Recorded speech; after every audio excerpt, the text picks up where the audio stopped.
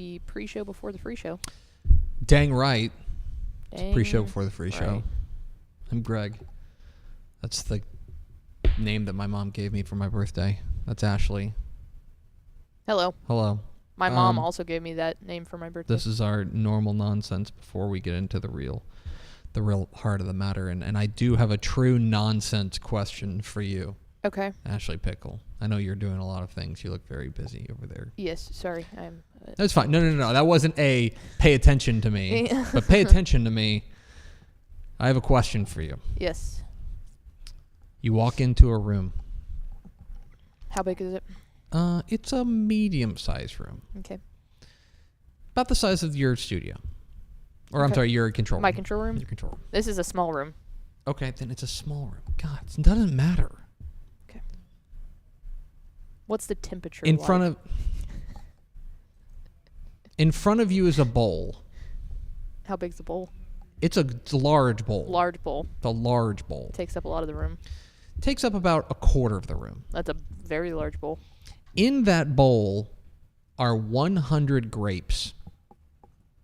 Okay. Hold on. Somebody's talking to you. Yep. I'll vamp. Hello. No, you're good. In that bowl are 100 grapes. Okay? Mm-hmm. I will give you $1 million for every grape you eat. Okay? Yeah. But one of them's poisoned. Oh. How many grapes are you eating? I heard this on a podcast the other day, and I've been thinking a lot about it. So I 1 feel out of like- 100. Yeah. How many grapes are you eating? I feel like because good question. Thank Red you. grapes, green grapes. No, I had the good question. Yeah, it's a good question. We're going to go mix. Half of them are red and half of them are green. Okay, because my thought and the process. color is not indicative. It is an invisible See, poison. and that's that. Yes. It's an invisible poison. I Can't feel smell it. like you would be able to tell if a green grape was either one punctured Okay, then what I will or say, discolored. what I will say is Red that grapes, you're screwed. You're in not this- seeing that. in this then it's red grapes. I want this to Okay. be a situation where you truly have no clue as to which one it is. It could be like the juiciest one. It could be the wrinkliest one. I think that I would do 10. You do $10 I million? think I would do 10 because for $10 million, here's what you're doing. Mm-hmm. You can set yourself up, nice house. Mm-hmm. You can set up kids' college funds. Mm-hmm. You can go on a trip that you've been wanting to go on. And if there's some ancillary thing that you've really been wanting, whether that's a car, a boat, who knows what. Mm-hmm. And the rest you either take to buy investment properties or you just straight up invest it if that's your thing.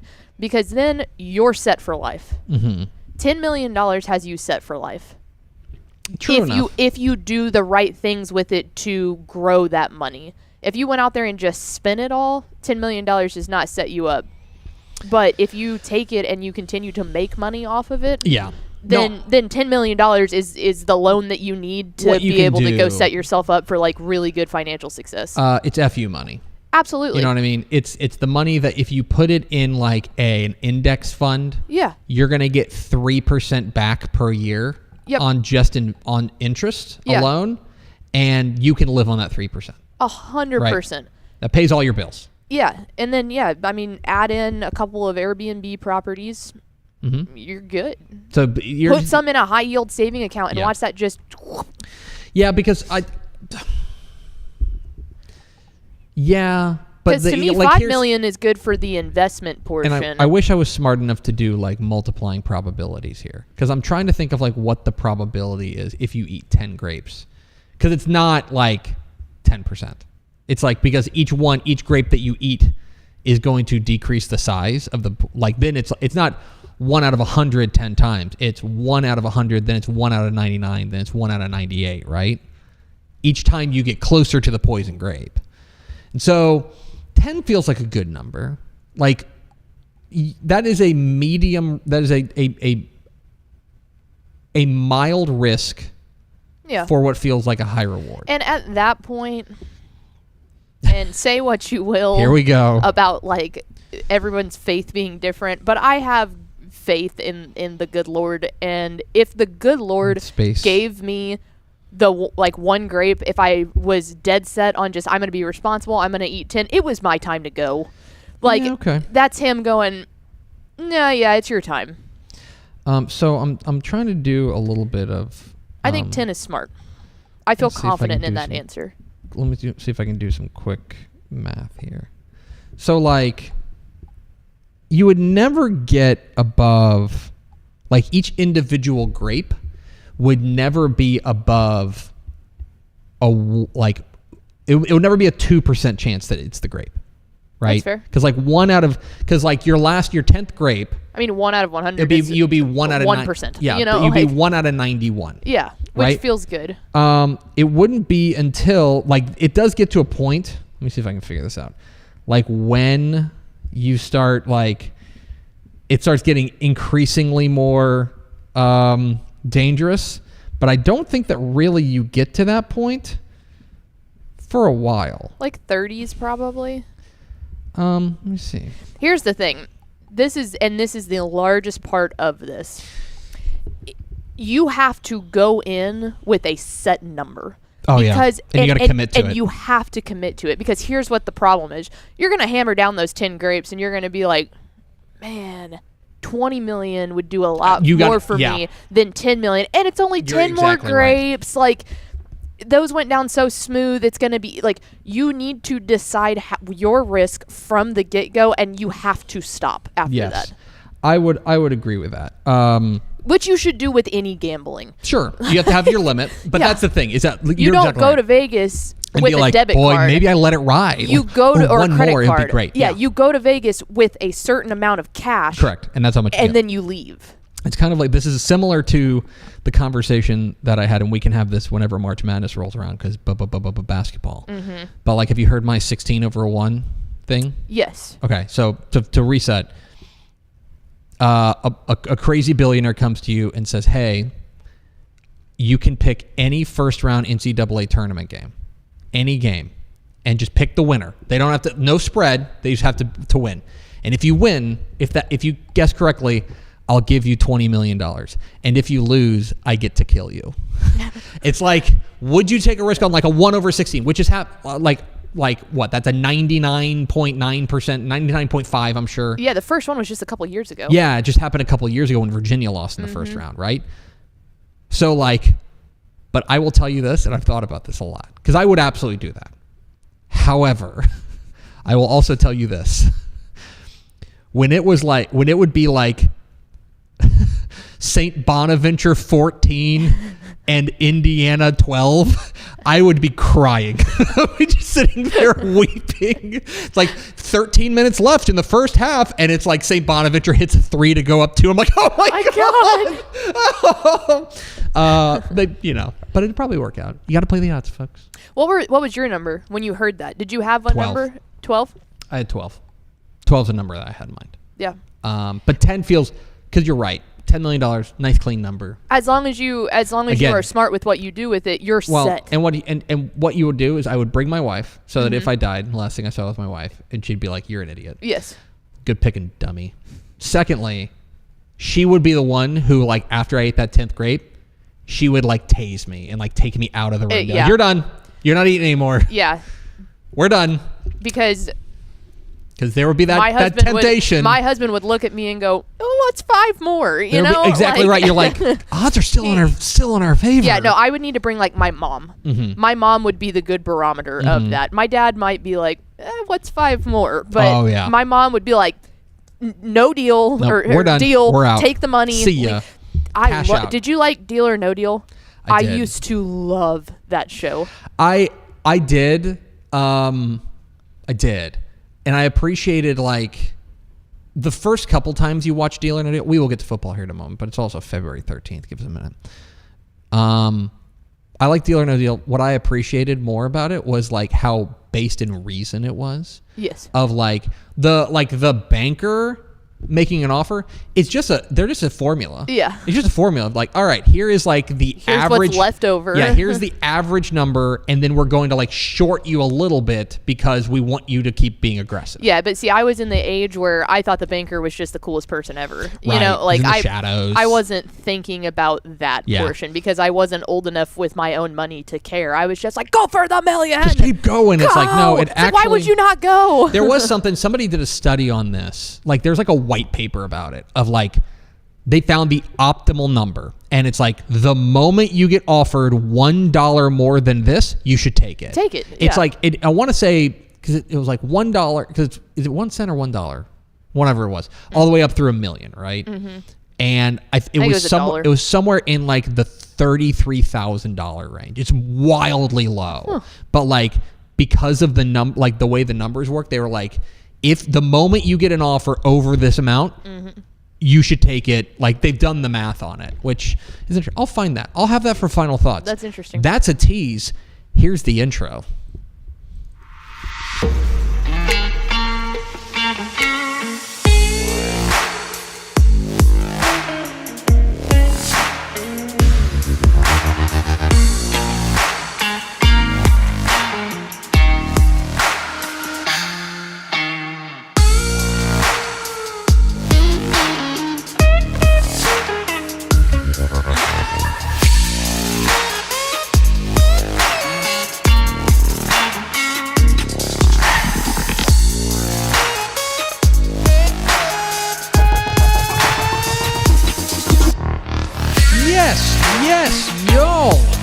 From the new Dave Campbell's Texas Football Mothership here in beautiful Lewisville, Texas, it is Texas Football Today, a show that just keeps turning on these cameras and turning on these lights and turning on these microphones.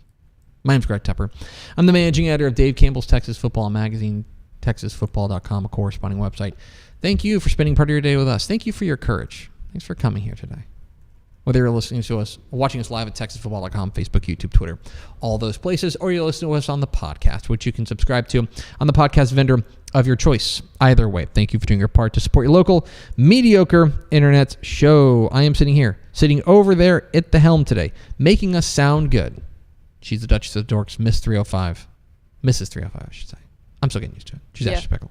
I'm still getting used to it, too. I said my husband earlier, and that still feels weird. Yeah. Hi, everybody. Today is Thursday, February 13th, 2024. Ooh, Thursday the 13th. Nope. It is a mere 287 days till Thanksgiving. Happy birthday to Jerry Springer. Jerry Springer. You are not the father. That's Maury Povich. Damn it. This is Jerry Springer. There's a great documentary series on What did Jerry Springer, Netflix. what was his show? The Jerry Springer Show. Oh. And it was a lot of like... I thought it was drama-filled. Oh, yeah, it was very trashy. Okay. Maury was pretty trashy, too. But, They were, yeah. But the Jerry Springer Show, did you know, like, people know What him... did they do on there? It was a lot of, like, we are bringing, like you cheated on my... Okay. Like, and then, like, people fight and stuff like that. It's like the aggressive version of Judge Judy. Extremely aggressive. Okay. But, like, Jerry Springer... I don't think people know this. He was, before he got into television, he was the mayor of Cincinnati. Yeah, I am today years old when I found that I think out. he ran for like governor or senate. It's a weird story. Anyway, you should watch the Jerry Springer documentary on Netflix. It is episode 1835. I knew that. On today's show, folks, it's Math Tuesday. Math Tuesday. We are going to talk about the biggest upsets in Texas high school football in 2024, according to Math. We'll talk about that. In the back half of the show, Matt Stepp caught up with the head coach of the Anna Coyotes, Coach Seth Parr. We will hear all about what's going on in Coyote Land there, as they are coming off of another strong season there for the Anna Coyotes. So we'll have that, and then we'll round it all out with little mailbag final thoughts. I'll tell you what the optimal strategy to play in Deal or No Deal is, and then we will get into all of that. So does that sound about right? I think that sounds good. Okay. Do we have first four through the door? We sure do. It was TJ Hudson, jersey number 69, Just Chad, and Lau Good. Welcome in, friends. Can I also take just a second here You may.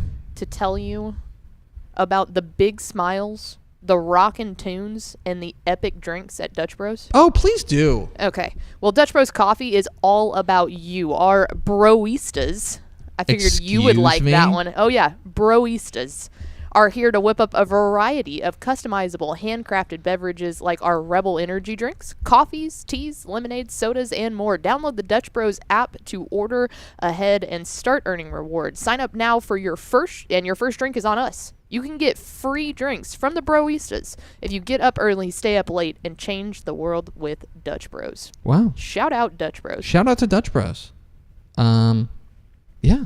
Shout out to Dutch Bros and their broistas. Is that not the coolest thing ever? I want to be a broista. Speaking of broistas, The broistas would like this. the broistas would like this.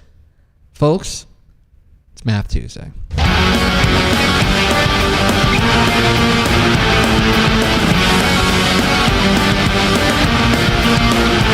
Math Tuesday. It's Math Tuesday here on Texas Football Today when we dive into the numbers. And you might be saying, wait a second, I thought it was Thursday. To which I would say, shut up.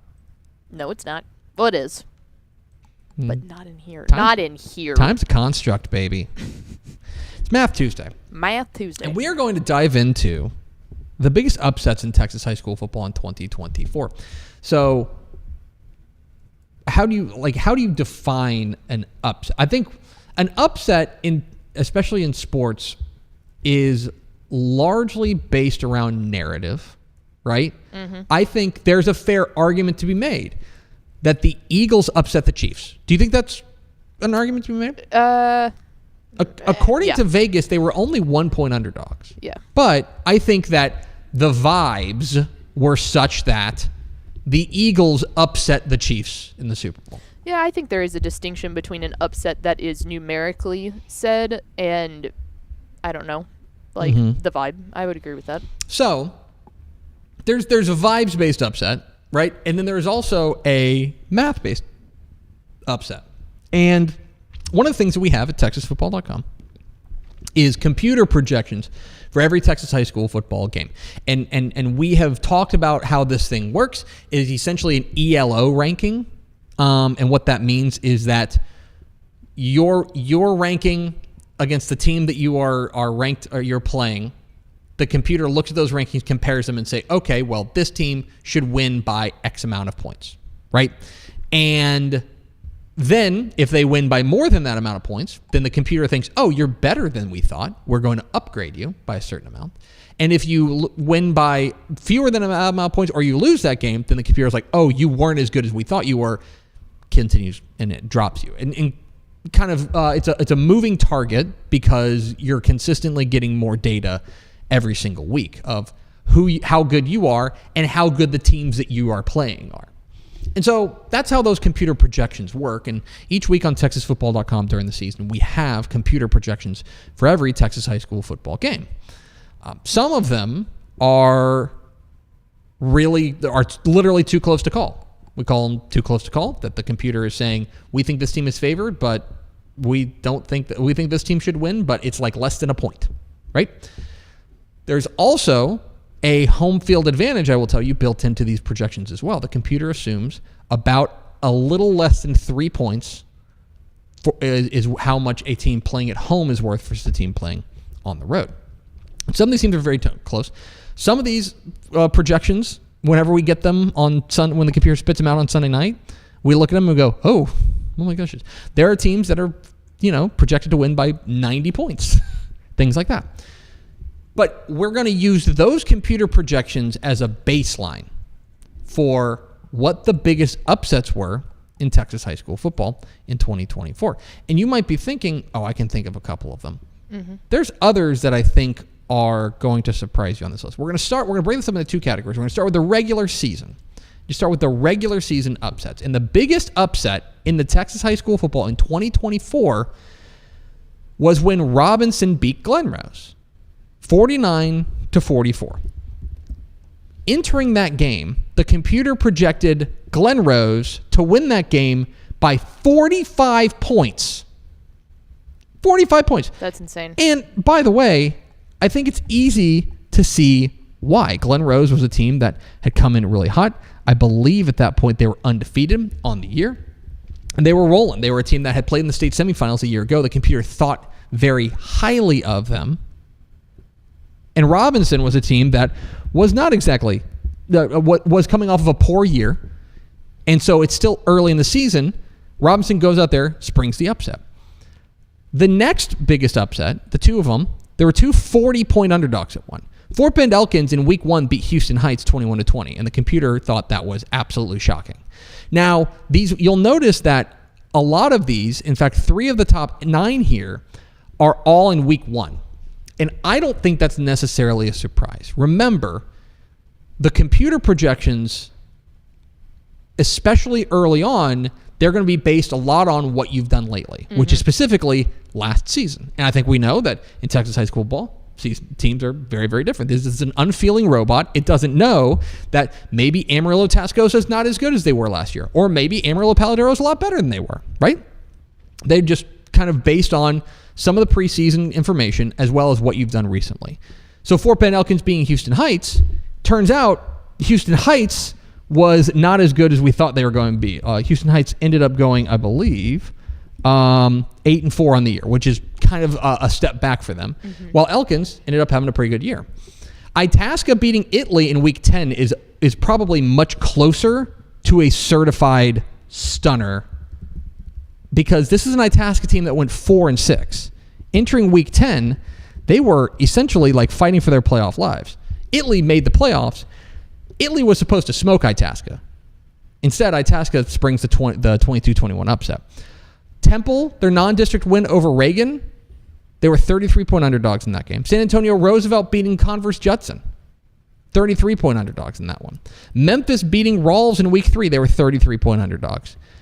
Back in week 1, when Trenton beat Celeste, remember Celeste down 2A ranks was doing was riding high. Trenton was a team that was in need of a jolt. They were 31-point underdogs, and Trenton beat them up badly. And then week 11, the last week of the regular season. So we have a full regular season worth of data. And Copper's Cove beats you at Midway by 19. They were 30-point underdogs. That's the big one for me. Sure. When you, obviously, the week 1 ones are just like, okay, well, that's kind of hard to predict. We're going off of last season, all that stuff. But to have a 30-point underdog lose in week 11 is shocking. It is. It's that's the one that, especially later in the year, those are the ones that are really, really surprising. So those are the biggest regular season upsets in UIL 11-man football in 2024. Of course, what people really love is a playoff upset. What people really love is when the stakes are high and it's all on the line, who shows up and pulls the upset. And the thing that I love about playoff upsets, too, is whereas we are looking at Palo Duro beating Tascosa and being like, oh, well, it was week 1. The computer didn't know any better. Trenton beating Celeste. The computer didn't know any better. The computer has a whole regular season worth of data. So these are true blue upsets. And there's a couple of teams that make a return appearance on here. On the playoff, here's the top 10 playoff upsets, including there's Fort Bend Elkins again at the very top. In their by-district matchup with Alvin Shadow Creek, Elkins, the Knights, were supposed to lose by 32 points. They end up winning 31-28 and knocking out believe at the time, state-ranked Shadow Creek team. I watched that whole game on Texan Live. And it was shocking. This was a 9-1 Shadow Creek team going up against a 6-5 or 6-4 Fort Bend Elkins team. This is a district champ against a 4 seed. And Elkins pulled the upset. That same week, by district, you'll see early on a lot of upsets. So too many teams make the playoffs, right? Pilot Point beating Mejia. That is a 4th place team over a district champion. They were supposed to lose by 26 points. Fairfield over Orangefield. I think one that kind of flew under the radar, but Fairfield pulling that upset in 3A Division 1, 22-point underdogs. Manville over Fort Bend Hightower. I think you look at that, and I think people forget just how big of an upset that was. That was a 5-5 Manville team. 5-5 Manville team going up against a Hightower team that I think, at 9-1 entering the playoffs was kind of that sneaky pick to let maybe, if Summer Creek stumbles, maybe they could be the team. It was like Shadow Creek and Hightower were the teams that were supposed to be like maybe the challengers to Summer Creek in Region 3. Then you get to one that I think everybody would probably classify as an upset. In the regional final of 6A Division II, Longview beating DeSoto. And not just beating DeSoto soundly. It's important to remember, DeSoto was supposed to win that game by 21 points. We had just come off doing their state semifinal game with their win over Willis, and DeSoto had looked the part. And Longview goes in there and whomps them. That is a true blue upset. Silsbee over Belleville, also an 18-point upset. Navasota beating Houston Yates was a big upset. Coleman upsetting Wolf City. I remember that one because I was keeping an eye on that one because I thought H.D. Davis and company there at Wolf City could make a run, but Coleman had other plans. Post's win over Sunray was a pretty substantial upset. The computer really liked Sunray. 16-point dogs, which is really funny because remember, that was a matchup of unbeatens. Mm-hmm. And yet the computer was like, nah, we think we've got this sniffed out. Post had other plans.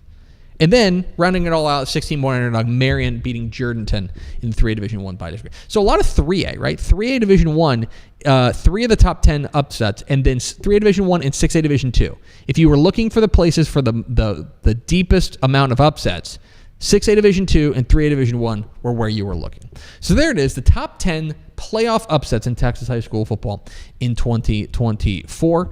Which upset didn't make this list that you think should have been one of the top 10 upsets? Let us know in the comments here on YouTube and on Facebook. We are Texas Football Math Tuesday. You took away my one job. And that's Math Tuesday. Math Tuesday. We're Texas Football Today. We're here Mondays and Thursdays on TexasFootball.com. Talking football in the Lone Star State. You can follow us on Twitter at TCTF. Like us on Facebook, Facebook.com/Dave Campbell's. Follow us on Instagram, Instagram.com/Dave Campbell's. And, of course, see us at TexasFootball.com. Hey, Pickle. Yes. I have a question. You're married, right? Yes. Okay, well, let's test if you're married. What's Monday? Monday? Is my wife's birthday. Oh, yes. What's tomorrow? Valentine's Day. Bingo, bango. Tomorrow's Valentine's Day. And okay, I want to be clear. If you are a lady who is watching us, mm-hmm. and you have, and your significant other is interested, I want you to take care of the people in your life, your significant others. Mm-hmm. Okay? For a moment, we talk to the dudes, if you don't mind. Yeah. Dudes. Broistas. You don't want to screw this up.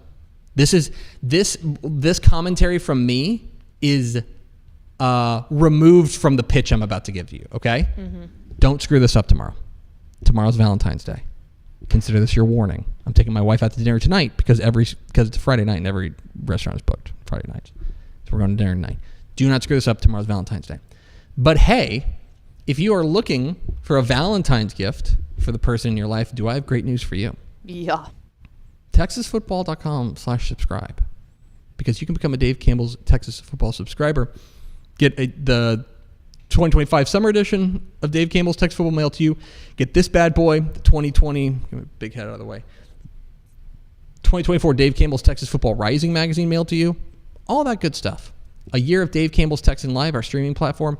Thousands of live Texas high school events across the state, including playoff basketball right now.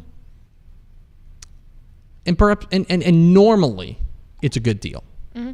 Normally, it's a good deal. Pickle, it's an even better deal. Is it? Yes. Because if you go to TexasFootball.com/subscribe right now, and you enter the promo code that I'm looking for right now, what is the promo code? It is Valentine 2025. That's right, Valentine 2025. Use that promo code at checkout.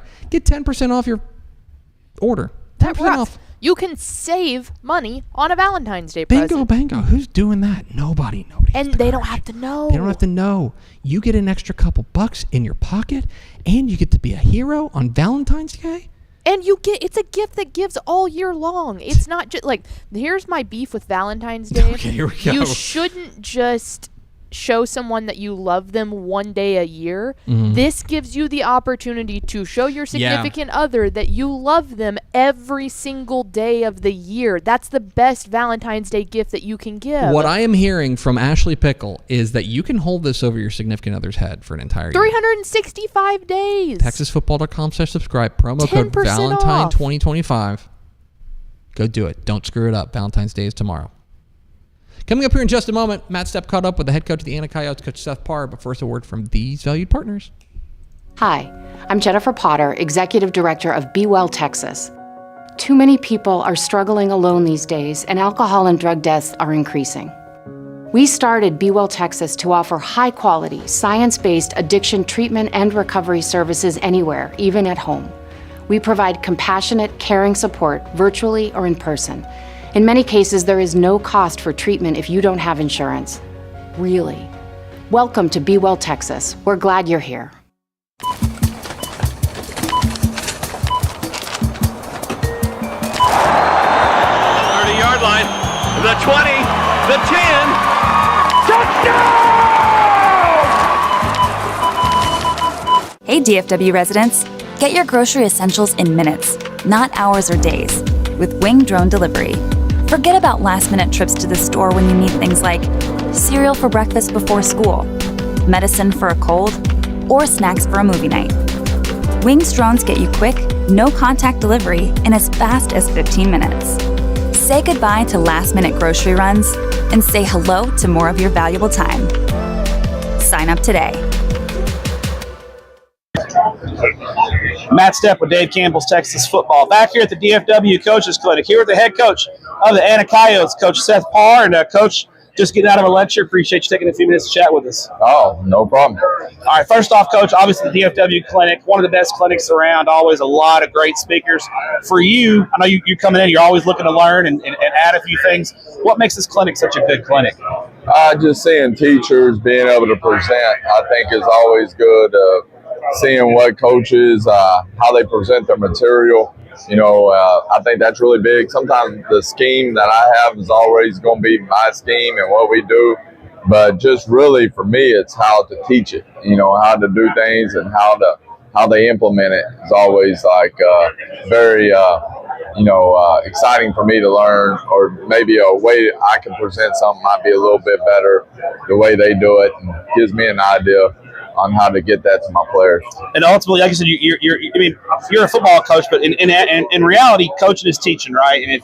And you got to be able to get that message across to those kids. And kids are kids, but the world has changed, right? There's so much technology and the microwave society that we live in. Being able to get that message across officially is big, right? Yes, I think the biggest impact coaches have is how we teach things, the sequence we teach it in, and how we implement it. And it's no different than what you do in the classroom, and it's really hadn't changed, over the history of time. People learn by, what they hear, what they see, and how they do it. And just the way you present it might be a little bit different. Now, you mentioned your scheme, and I think you get the reputation, and during your state championship run, some people, I guess your detractors would say, oh, Coach Parr, he's an offensive-only guy. He's an air raid guy. Those air raid guys don't care about defense, that kind of thing. But not only do you guys play good defense in Anna, you guys have played good defense in the past, but I've seen you guys, and you guys will get into some 11 and 12 personnel and kind of mix it up a little bit. Is that something that you added over time, or did you always kind of have that in your bag, and it was just a matter of using that personnel when you had the personnel to execute those formations? Really, we're kind of doing the same thing. Sometimes it's we kind of adjusted once defenses started adjusting, like playing more nickel and dime. So they get little, we get bigger. And then we try to keep doing the same plays. We're not changing, but be more physical at the point of contact. So it was kind of a necessary thing to do when people starting to spill everything and dropping 8 on the rush. So, it was an accumulation of trial and error over time. But really, we're trying to keep everything the same, just get a little bit more physical and bigger up front. I've played with I've moved those guys in and played with receivers. And sometimes if a receiver doesn't block outside, he ain't going to block inside. So, That's fair. That's a fair point, yeah. We had to figure something out. Playing Denton Ryan, too, over the years of trying to get a first down when they had all those NFL guys on the run. Pretty tough, not to get beat by 100 kind of helps that out, too. But, and going back through your history, I'll say this. I was telling a guy yesterday about your teams in Amarillo, Caprock. And, those kids played really hard for you, and I know they weren't blessed with some of the most physical talent, but I thought some of your best coaching, when you were a young coach, was at Caprock. The way you guys got those guys. I was at a playoff game, and I think y'all played Abilene Cooper, and Cooper was super talented that year, and you guys went toe-to-toe with them. So looking back as you've grown as a coach, obviously that time in Amarillo Caprock, I know, made you a better coach, didn't it? Well, it's money ball. You start figuring out that there's some kids that might not look the part. You can't overlook because they're not 6'5", 6'4". Sometimes some guys can just do the job. So when you're at a place where you have to develop your own talent and then you have to develop the culture because they maybe never have experienced success, you become better as a coach, and then you start losing some of your stereotypes. I still remember Jimmy. Jimmy could seem read better than anybody I've ever had, and learned how to listen to his parents. His mom would always say, "Get the ball to Jimmy" in the 7th and 8th grade. And then by high school, I found out who Jimmy was, and she was right. There you go. Get it to him. Some of those mamas are right, Coach? We won some games. Speaking of Amarillo, coming up as a coach, you were a Plainview guy. You played for your dad at Plainview. You coached with your dad as an assistant coach. And then you coached against them as competitors. Which one was the toughest for you? Playing for your dad, it's a different. There's two types of coaches. Some that are going to praise their kid and they got the blinders on, and then some that are going to coach your kid hard. My dad was the second one, and I can see that. I learned some lessons, and he did that for a reason. He didn't want people to think I had favoritism, and even though I might have thought it been rough, it was something that what I thought became positive. Everybody's like, man, I'm glad I'm not playing for you or in your situation, but it all came from love. So I think if you coach people hard and they know that you care about them, know you love them, you don't have to praise them all the time. You can always you just knew they cared. Coaching with him, you knew that you were going to come in at a certain point. It was all about relationships. It was all about, we found out real early that it was never the kid's fault. It was always our fault.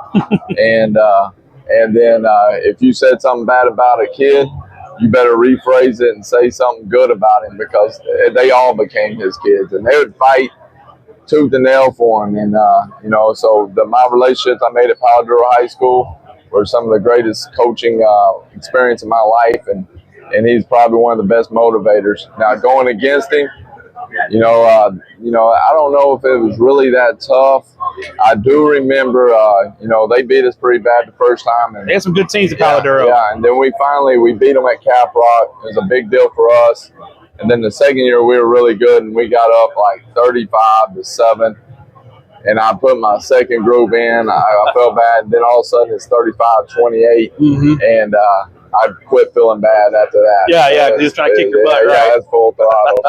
So it was fun time. So there you go. All of them. Anytime you get to coach football, it's a good day. There you go. Now, speaking of coaching football, this past year, 2024 season, the UIL added some technology that you guys had coaches have at your disposal, being able to utilize technology in the press box and then at halftime. How was that experience for you and your coaching staff? And then was there adjustments that you had to make during the year? Did you feel like by the end of the year you guys were kind of getting the hang of it a little bit? It was long overdue. I mean, to be able to have to rely on people to recall information and it going from you to another coach and then back and not being able to see it, I thought was kind of crazy. Antiquated a little bit, right? Yeah. So the film and press box helps, and been able to, maybe not muddy some pictures because you get to see it at halftime. Change your halftime procedures. I still think we're still learning that process. Like we ended up watching the first half with our guys. We had TVs that were rolled in, and we would start, and you have a sequence, and we were watching Saturday stuff we do Saturdays on Fridays, and you got to do it in a 12-minute segment, but find out what's most important now, and then try to figure out some things. And we're still going through that process. Long overdue. It needs to be on the sideline. Don't know why. If we have the ability that we can do it, we need to. Maybe soon, right? Yeah, we need to do it. But I think having that, it's almost like you have to create not a new position on your staff, but you got to have a guy on that technology who can handle the technology and then be able to relay it back to your coaches on the field. That's an important role now, right, on your staff. Yeah, you definitely have to have, and me being technically, like, I can't build anything or put anything together. So having a guy that can set up all that stuff is very important. Just like putting on a face mask, you got to have an equipment guy to be able to do that. I can't use a screwdriver. And I'm kind of like that myself too. But, my wife gets mad at me about that. Yeah, having that person, to have those people around, very important, and it's good for the staff. Now, looking ahead at your ball club in 2025, or 2024, your first year in 5A, you guys had a good year. I know you lose some good seniors, but you got the trigger man back, and Ziondre Williams at quarterback. Across the board, what are some areas where you're feeling going into the offseason? We have experience back. We feel comfortable there, but what are some areas where we need some guys to grow up this offseason and get in the weight room and get bigger, stronger to be able to be ready to play on Friday night and contribute? Yeah, I just think you build on what you built on the year before. Obviously every team is different. Last year we had to spend a lot of time on individual drills to get the defense caught up because we had a new set of 11. I think this year, we're getting to spend more time on running, maybe challenge them a little bit more. And then I think we lost 4 games by 14 points. And at the end of the game, maybe we need to get a little tougher at the end of the game or be able a little bit better condition and just get stronger each week. And, nobody knows what football team they have right now. But they're building and they're wanting to. So we have a really mature group that has a desire to be good, and that's all you can hope for right now. There you go. There he is, Seth Parr, the head coach of the Anna Coyotes. Coach, congrats on a great 2024 season. Good luck in 2025. And as always, we appreciate what you do for student athletes in Texas. Appreciate it. Thank you. Thanks, Coach. Appreciate it. There it is. Seth Parr, head coach, the Anna Coyotes, hopping on with Matt Stepp at the DSW Coach Clinic. Recently, we appreciate his time. Excited to see what they are doing in 2025 because they got that dude back. Mm-hmm. Got that dude back in Ziondre Williams. Be a lot of fun to watch. Anyway, we appreciate his time as always. Let's go over to Ashley Pickle for America's second favorite segment. Final thoughts. One more time, just want to promote this like we did before. If you are looking for a last-minute Valentine's Day gift, we have you covered. You can show someone that you love them every day of the year by subscribing to Dave Campbell's Texas Football, but specifically using promo code Valentine2025 to get 10% off that subscription of love. Yes. Other than that, my other final thought is, what is the number that you should stop at in Deal or No Deal? I want to make sure I get this right. So you can look at this a couple of different ways. If you look at the average amount, there's a couple of numbers to know on Deal or No Deal. The expected value, when you start, the expected value is $131,477.54. Okay? That's how much. If you pick a case, it should be worth that much, $131,000 and change. But here's the thing, is that the cases are not evenly distributed because actually the median value is only $875. That is not very much. Right? So there's basically 6 big ones, right? There's 6, what they call like 6, there's only 6 cases that have greater value than the expected value. So I think it's 150. I don't have it from 150, 200, 250, et cetera, all the way up. So here's the strategy that I've, and there's a couple of different things. This is apparently like a really big in the math community. Like people love talk. Like we love the math community. Math Tuesday, folks. And the key moment is at what they call the 4th offer. Okay, that is when you go from, you will at that point have gone from 26 cases down to 8. Okay, by the time you get to your 4th offer, you'll go from 26 cases down to 8. Okay. At that point, there's only a 4.8% chance that you've eliminated all of the big 6, the 6 that are bigger than the expected value. Okay. So theoretically, you should have one that is bigger than that, right? And that's going to buoy up your value. Mm-hmm. Does that make sense? Yep. Here's the other thing to remember. You're bad at picking cases. Yeah. Okay? Because you pick one case at the beginning, okay? The chances of you having the $1 million in there is not good. No. It's like 3%, okay? It's not good. You need to work under the assumption that you don't have it. Okay? And so at that point, you need to do the math on how many of the big 6 you still have left. If you have all 6 left, buddy, let it ride. Yeah. Like, you've already won, basically. Okay? But if you only have 1, you need to take the deal. Yep. You need to take the deal because the chances of you picking that case and removing it, the downside risk is enormous. Because all of the lower cases are still available. Absolutely. Because if if there's 8 cases left, right? And let's say one of them's the $1 million, but the rest are like $500 or $1,000 or $2,000. The only reason that you are going to have a good wager or a good offer is because of that $1 million case. The moment that $1 million case gets lost, you're done. It's over. And you're not good at picking cases. Assume that the next case you're going to pick is going to be a big one. If you have a little bit of, a lot of it depends on what the board looks like. If you have a couple of cases like of buffer that you'll still have one, you can let it ride a little bit if you want to gamble. But the moment that you're basically down to one big case, you got to get out of it. You got to get it. Yeah, I was just going to say, like, the most, obviously everyone wants to win the $1 million. There's no doubt about that. So that's the most ideal situation. The second most ideal situation would be getting like 4 of the 6 big cases all up front and being like, all right, done. I'm gonna figure it out, and then at that point, the moment that you are at risk of not having a case in the big 6, you got to bolt. Which, like, you always see that is they're on that, like, teetering of, like, should I back out, should I not? And that's immediately when you hit the bad spot, and then the banker money just goes all the way down. Well, and they're smart, too. Like, the banker is going to say, all right, I'm going to take the average of all the cases, but then I'm going to reduce it by 5%. Because I want you to gamble. Because the odds are in my favor that you're going to eliminate that, and then I can get out of there on a discount. Yep. Right? So, anyway, that's been Deal or No Deal talk here. Let's go. That is my final thought. Yeah. It's going to do it for us. Thanks for spending a little bit of your day with us. Follow us on Twitter at DCTF.